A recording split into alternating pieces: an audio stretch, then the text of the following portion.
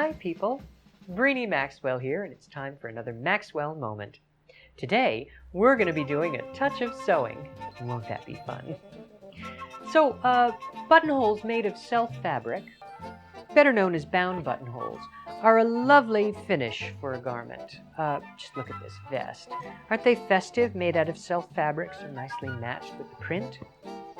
And on this coat here, they're a little different. They're done in a vertical orientation.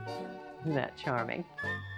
This dress I'm particularly fond of because these bound buttonholes are made out of a contrast fabric, and so they become a little bit of a feature. That's similar to what's going on with this jacket here.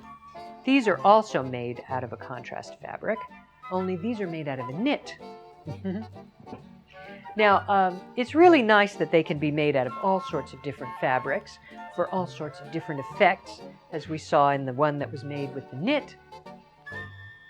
But the casual sewer can encounter difficulties with fraying ends and lopsided lips. There was a tool made by the Singer Corporation in the 50s and 60s that helped solve those problems. It's a bound buttonhole maker, and this is the little metal piece that comes with it, and then it also comes with patterns, and it really solves all of those problems and makes the process much simpler. Today we're going to make some bound buttonholes, and I'm going to show you how this little kit works. So, why don't we get started? To begin with, I'm going to make some copies of the patterns that I'll need to make these buttonholes. The patterns these kits came with were for a variety of different sized buttonholes. The problem was, when the patterns were used up, you had to find more. When the kits were made, copy machines didn't exist. Now, with the ubiquity of home all-in-one printers, copies of the patterns are as close as your home office. Well, now that we have copied our patterns, our next step is to cut them out. And there we have it. Our cute little strips. Aren't they darling? Now, using our pattern, we're going to place this on the straight grain, vertical grain, length grain of the fabric. And we're going to cut out our pattern shape. And there we have it. Pattern and strip. All right, now our next step is to mark out our garment. I'm using these little squares of fabric as a garment. You're going to want to make your marks longer and wider than the actual pattern because you need to be able to see the marks when you're positioning it to sew. So there we have it, and that is our lovely little marked garment. And there it is. Can you see the little white lines?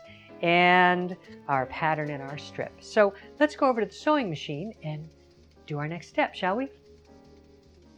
So now once we have cut our strips and our patterns, and we have marked our garment, our next step is to take the pattern and put it over the strip and then baste the pattern to the strip along the dotted line. Now you're going to want to use a nice big machine-based stitch.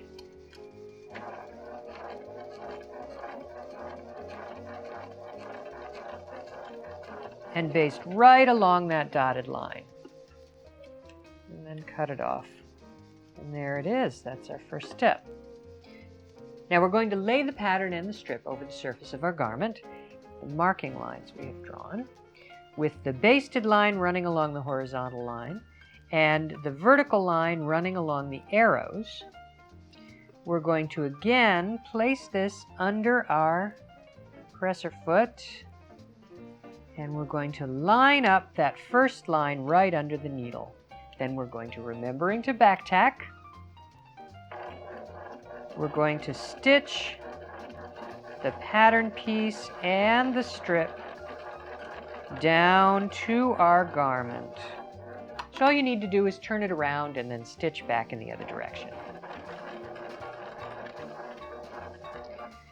Now, it's very important to be accurate about this. You see that my stitching begins and ends right on that end point on the pattern. If you don't do that, it's going to be all sort of lopsided and trapezoidal. Not pretty. So, on to our next step. So now that we have stitched our pattern and our strip down to our garment, our next step is to pull away our basting. You can just do that by pulling the top thread and then pulling away the thread underneath. Now we can tear off our pattern. And I just fold along the stitching line and then crease it, and then it just tears away fairly easily. Then we can trim our hanging threads.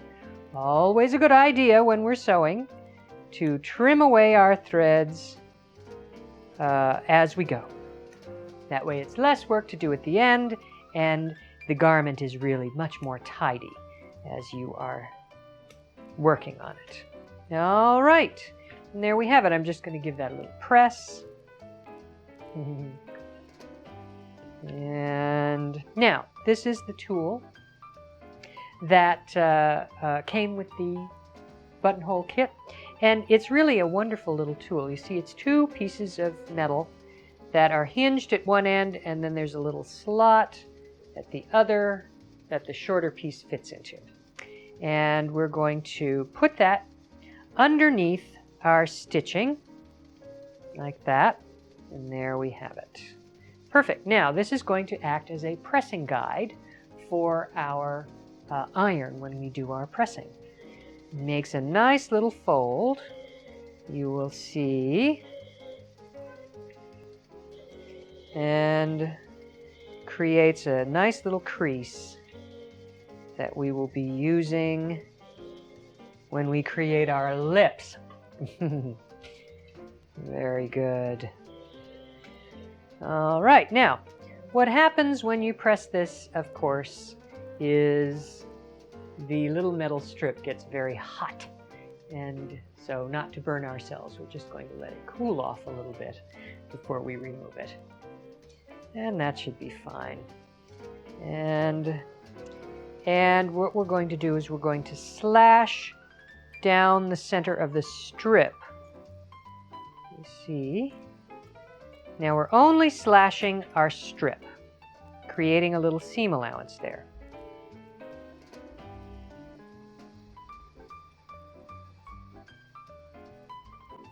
And then we're going to turn the garment over, and we're going to slash down the back of the garment along that center line as well.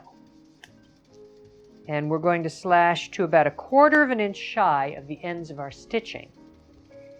And the reason for that is that we're going to take a very, very sharp pointed pair of scissors that is sharp all the way to the point.